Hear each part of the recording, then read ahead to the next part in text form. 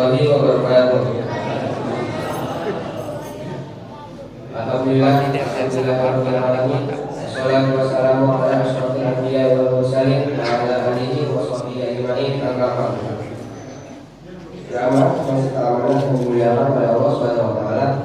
Pertama, mari kita panjatkan puji dan syukur kita atas kehadiran Allah Subhanahu wa taala yang telah memberikan nikmat iman dan Islam kepada kita semua. Salawat dan salam semoga senantiasa tercurah kepada Nabi Muhammad SAW, serta keluarga, sahabatnya, umatnya, dan termasuk kita semua hingga yaumil qiyamah. Hadirin jemaah salat Isya dan tarawih yang dimuliakan oleh Allah Subhanahu wa taala. Ada beberapa pengumuman yang akan disampaikan. Yang pertama adalah laporan harian kas Ramadan Masjid Al-Manah. Pemasukan amal jariah pada malam lalu sejumlah Rp900.000, pengeluaran sebesar Rp400.000. Jadi saldo kas harian Ramadan sampai malam ini sebesar Rp18.861.000. Jazakumullah khairan katsiran.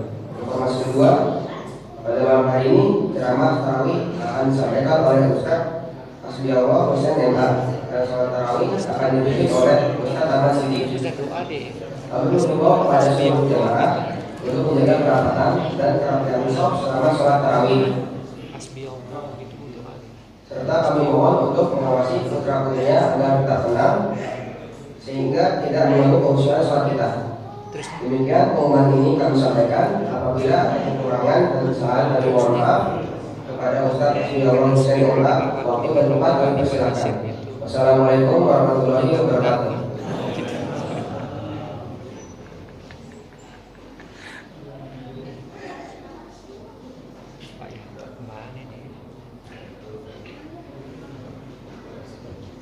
Bismillahirrahmanirrahim. Assalamualaikum warahmatullahi wabarakatuh.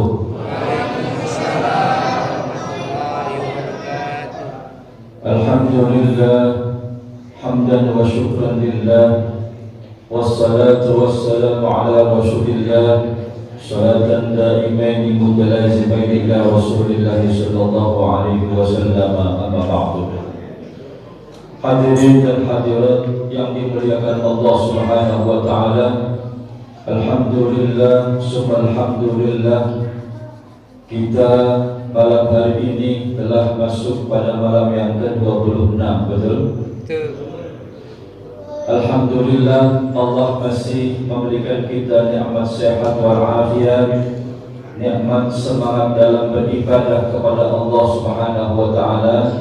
Terbukti Masjid Jami'al Amanah ini masih ramai oleh jamaahnya. Campur ada orang tua, ada anak-anak, remaja, ibu-ibu. Mudah-mudahan ini pertanda iman kita terus membara, pertanda iman kita terus bertambah, pertanda bahwa kita semua layak untuk mendapatkan Lailatul Qadar. Amin ya rabbal alamin. Namun jangan kita lupakan bahwa kenikmatan Allah yang sangat besar ini apakah sudah sebanding lurus dengan ibadah yang kita lakukan selama hidup kita di dunia. Allah berikan kita berbagai macam nikmat yang luar biasa.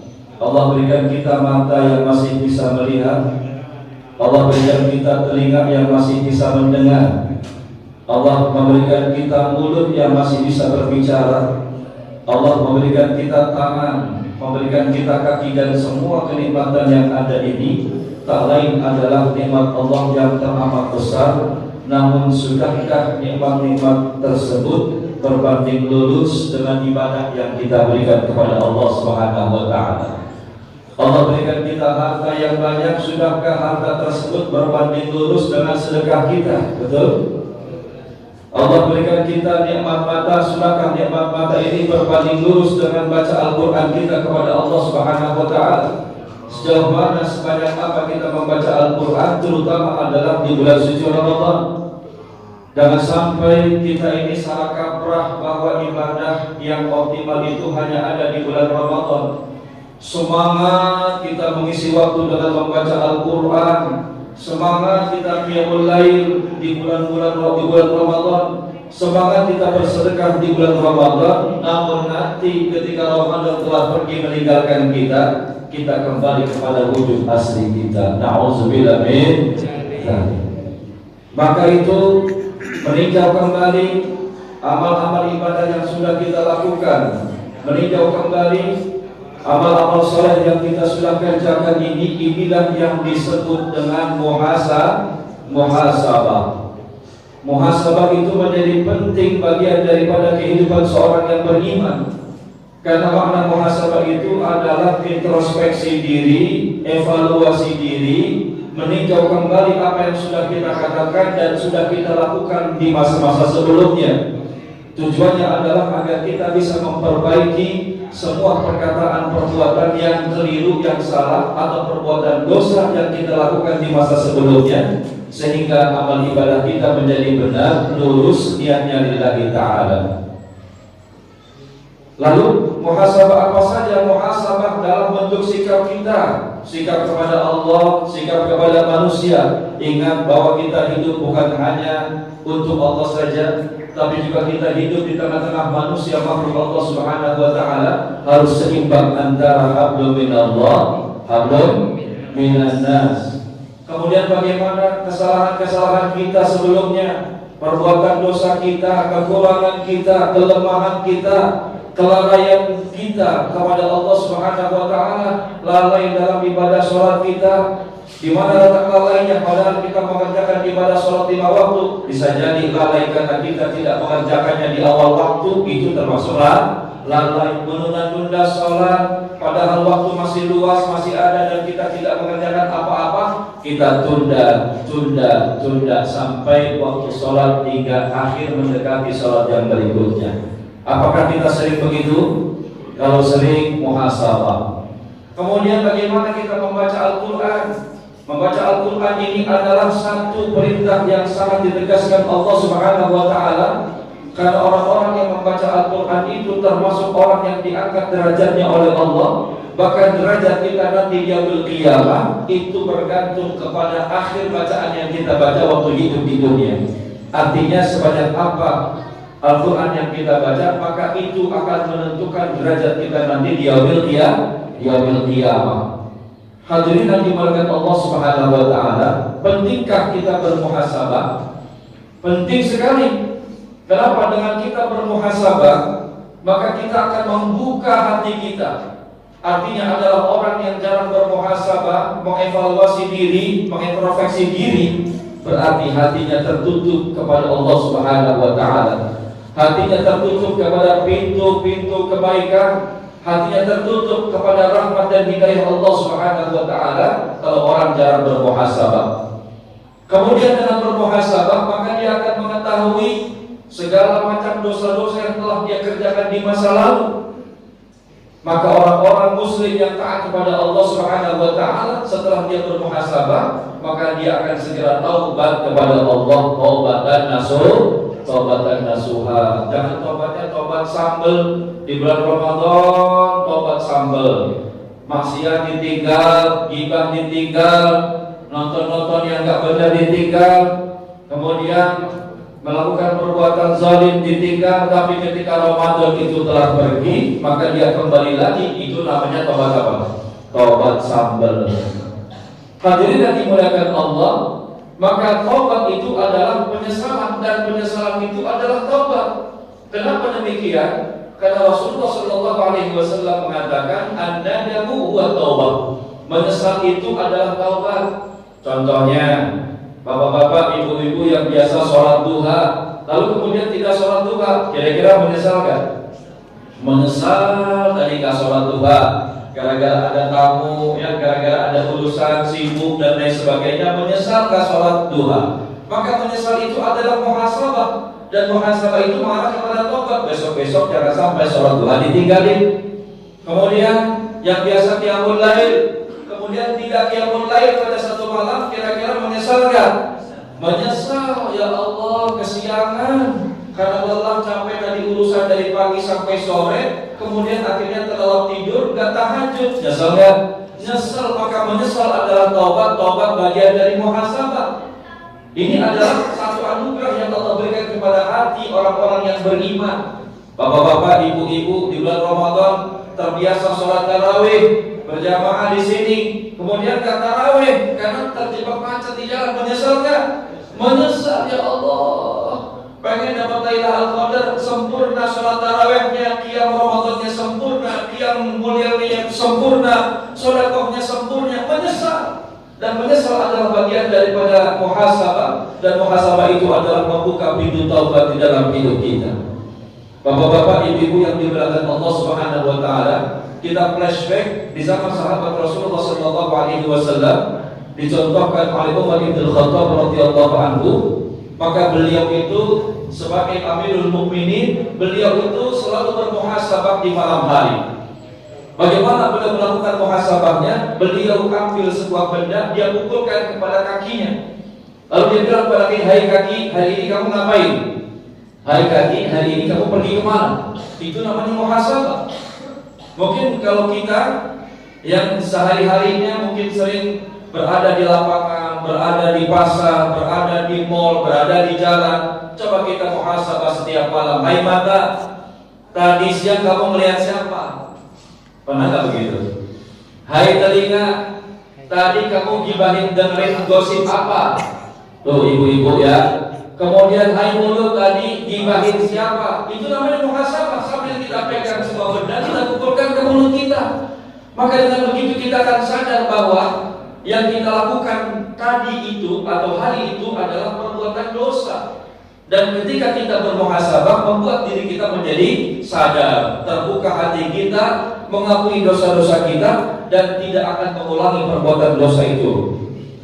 Maka itu Umar bin Khattab mengeluarkan sebuah pernyataan yang masyhur, hasibu anfusakum qabla an tuhasabu, wazinu anfusakum qabla an tuzanu. Hisablah dirimu sebelum kalian dihisab oleh Allah Subhanahu wa taala, dan timbang-timbanglah amalmu sebelum kamu ditimbang oleh Allah Subhanahu wa taala nanti di yaumil qiyamah. Sekarang kalau saya tanya bapak-bapak, ibu-ibu, nanti di akhirat pengen dihisabnya cepat atau pengen dihisabnya lama? Cepat. Karena Nabi sallallahu alaihi wasallam dalam kitab Ibnu Qayyim al-Jauziyah bahwa orang yang sering muhasabah setiap malam, maka orang tersebut insya Allah akan dihisab oleh Allah Subhanahu wa taala dengan hisab yang ringan. Karena setiap kali dia bermuhasabah, dia ingat dosa-dosanya. Dosa sama orang tuanya mungkin belum silaturahmi, atau mungkin pada waktu Idul Fitri tahun ini belum bisa memberikan hadiah apa-apa, belum bisa kasih uang, belum bisa membahagiakan orang tua. Mungkin dosa kita sama tetangga, mungkin dosa kita sama saudara, mungkin dosa kita sama orang tua. Kita muhasabah. Muhasabah yang paling bagus itu adalah di malam hari. Karena muhasabah itu adalah at-tadabbur, merenung sesaat. At-tadabbur sa'atan, bertadabbur sesaat, maka itu lebih utama dibandingkan qiyamul lail al-faraqatin selama 1000 rakaat. Tuh ya. Bermuhasabah, bertadabbur 1 jam saja itu lebih utama dibandingkan sholat sunnah 1000 rakaat. Karena muhasabah akan mengintrospeksi, evaluasi dosa-dosa dan kesalahan kita di masa lalu. Maka itu dalam bermuhasabah ada beberapa tingkatan manusia. Paling tidak kita bagi menjadi 4 tingkatan. Karena ini kaitannya nanti ketika dia berkiamat, maka 4 tingkatan manusia ini akan ditanya oleh Allah Subhanahu wa taala. Sudah dikasih tahu terlebih dahulu bocorannya oleh Rasulullah sallallahu alaihi wasallam dalam sebuah hadis yang sahih. Rasul bersabda, la tazulu qadama 'abdin yaumil qiyamah hatta yus'ala an arba', bahwa nanti pada hari kiamat manusia tidak akan dijerumuskan ke dalam surga maupun neraka sebelum ditanya tentang 4 hal. Golongan yang pertama adalah golongan orang-orang yang hidup di dunia. Ya, an umrihi fi ma'afnah, pertama ditanya umurnya. Pada waktu dia masih hidup di dunia, diberikan umur oleh Allah Subhanahu wa taala. Umur tersebut digunakan untuk apa? Coba kita introspeksi. Waktu kita dalam 24 jam saja lebih banyak untuk urusan akhirat apa urusan dunia? Dunia. Waktu kita selama 24 jam lebih banyak kita untuk persiapan akhirat apa dunia? Dunia. Dunia terus. Kapan untuk akhiratnya? Padahal dunia itu adalah hanya tempat hak transit. Apa yang kita punya, apa yang kita miliki di dunia ini itu hanya amanah bersifat temporal sementara. Yang bersifat abadi dan kekal itu bukan di dunia, adanya di mana? Di akhirat. Maka ketika ditanya, ada nasihat dari ulama sufi bahwa harta yang engkau pakai pasti akan lusuh. Kemudian harta yang engkau makan pasti akan hilang. Sementara harta yang engkau sedekahkan itu pasti akan kekal abadi. Kau akan dapatkan hartamu nanti di yaumul qiyamah. Kira-kira kita pilih yang mana nih? Yang kekal, yang hilang, atau yang punah, yang kekal abadi? Maka salah satu yang dilakukan oleh salah seorang sahabat Rasulullah SAW bernama Abdurrahman bin Auf. Beliau ini dikatakan oleh Rasulullah SAW, ya Abdurrahman bin Auf, ente masuk surganya nanti akan terseok-seok melewati as-sirat. Kemudian kenapa demikian ya Rasulullah? Karena hartamu banyak. Abdurrahman bin Auf ini adalah sahabat seorang pengusaha yang kaya raya dan punya cita-cita ingin menjadi miskin. Bayangkan, Abdurrahman bin Auf pengusaha kaya, cita-citanya apa? Pengen jadi miskin. Saya tanya bapak-bapak, ibu-ibu, ada nggak di sini pengen cita-cita jadi orang miskin? Nggak ada. Kaya aja belum. Bagaimana mau jadi miskin ya? Nah, ini Abdurrahman dia pengen jadi miskin. Kenapa? Karena pengen masuk surga melewati as-sirat dengan cepat seperti kilat. Kata Nabi, kalau kamu pengen masuk surga melewati as-sirat secepat kilat itu, apa yang dia harus lakukan? Banyakin sedekah.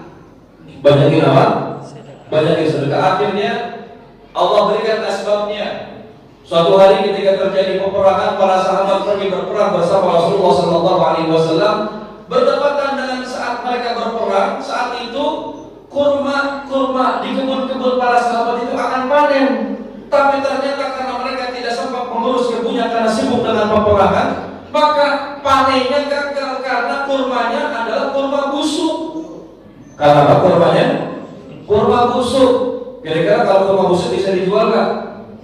Bisa dijual jual murah, nggak ada untungnya sedikit kan gitu. Akhirnya Abdurrahman bin Auf mendengar hal itu, dia bilang, saya siap untuk membayari semua hasil panen kebun-kebun sahabat yang menjadi kurma busuk tersebut. Akhirnya dijual asetnya nih, aset Abdurrahman bin Auf dijual semuanya. Tujuannya apa? Pengen jadi miskin, ya. Kemudian hitung-hitung bantuin sahabat-sahabat Rasulullah supaya mereka juga mendapatkan hasil panennya dengan baik. Jadi dibeli harga kurma busuk dengan harga kurma bagus. Kalau harga kurma busuk misalnya 3 real, harga kurma bagus 10 real, dia bayarin harga kurma busuknya itu seharga kurma yang bagus.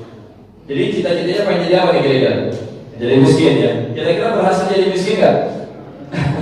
Nah, perhatikan di sini. Ini kehebatan Allah Subhanahu wa taala dan kekuatan sedekah ya.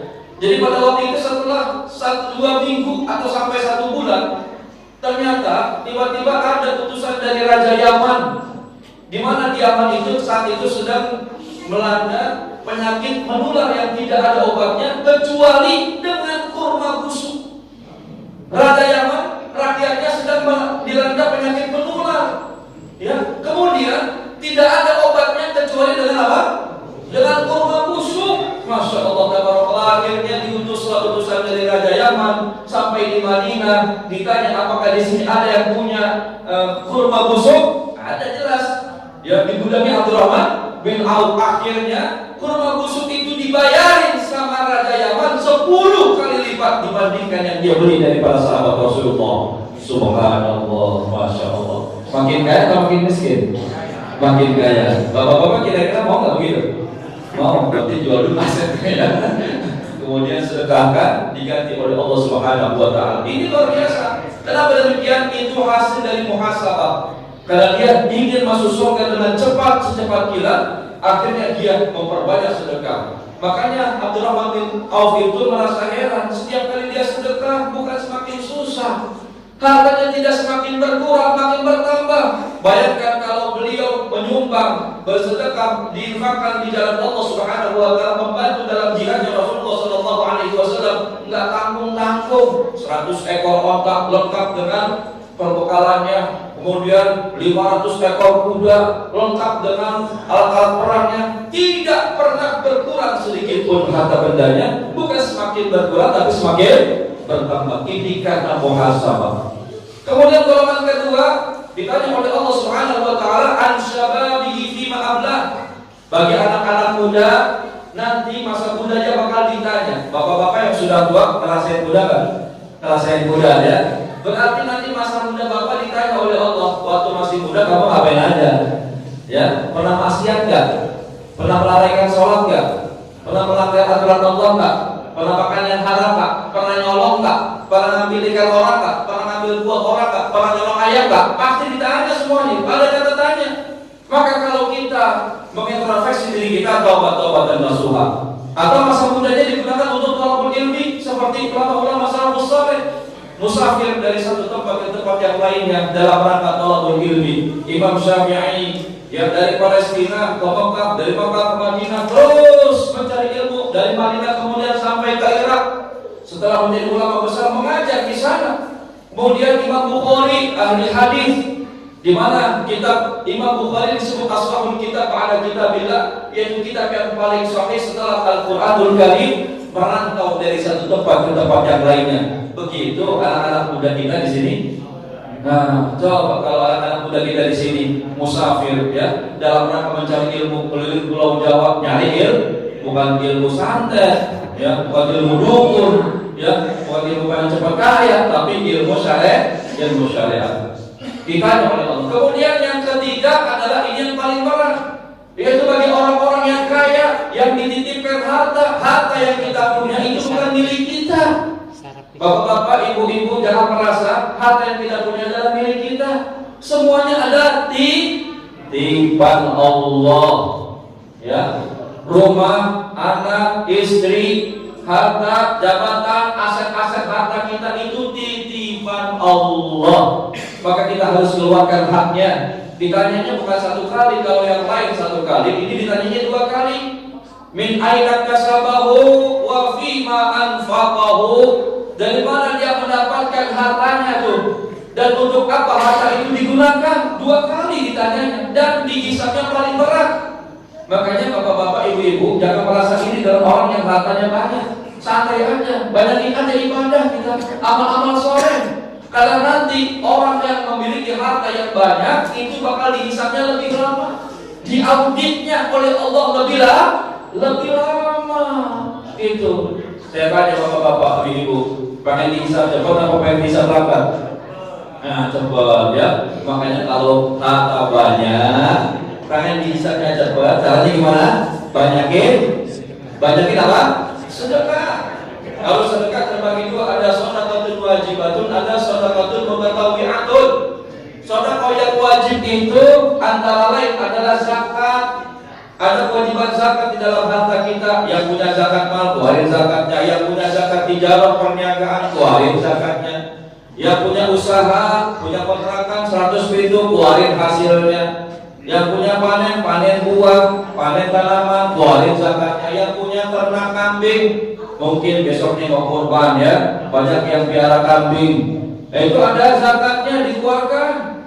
Semua harus dikeluarkan zakatnya, karena itu nanti bakal dipertanggungjawabkan di hadapan Allah Subhanahu wa taala. Min aina kasabahu wa fima anfaqahu. Untuk apa harta itu dipakai? Apa buat maksiat ataukah buat sesuatu yang diharamkan Allah dan lain sebagainya. Yang terakhir, golongan yang keempat adalah ulama.